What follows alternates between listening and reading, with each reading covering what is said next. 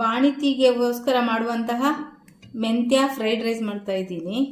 ಇದಕ್ಕೆ ಬೇಕಾಗಿರೋ ಪದಾರ್ಥಗಳು ಮೆಂತ್ಯ ಸೊಪ್ಪು ತೊಳೆದು ಹಚ್ಚಿಟ್ಕೊಂಡಿದ್ದೀನಿ. ಒಂದು 1/4 ಕಟ್ಟಿದೆ ಅಷ್ಟೇ, ಜಾಸ್ತಿ ಏನು ಬೇಕಿಲ್ಲ. ಕ್ಯಾರೆಟು, ಬೀನ್ಸು, ಒಂದು ಅರ್ಧ ಸ್ಪೂನ್ ಜೀರಿಗೆ, ಒಂದು 3 ಒಣಮೆಣಸಿನ್ಕಾಯಿ, 1-2 ಸ್ಪೂನ್ ತುಪ್ಪ, ರುಚಿಗೆ ತಕ್ಕಷ್ಟು ಉಪ್ಪು, ಅಕ್ಕಿ 1 ಲೋಟನ ತೊಳೆದಿಟ್ಕೊಂಡಿದ್ದೀನಿ.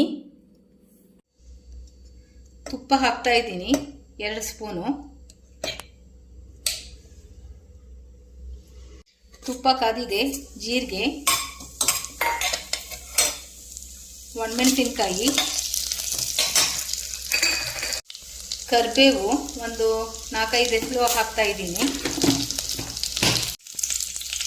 ಬೀನ್ಸು, ಕ್ಯಾರೆಟು,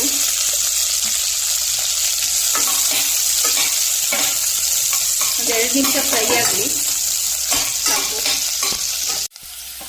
ಮೆಂತ್ಯ ಸೊಪ್ಪು,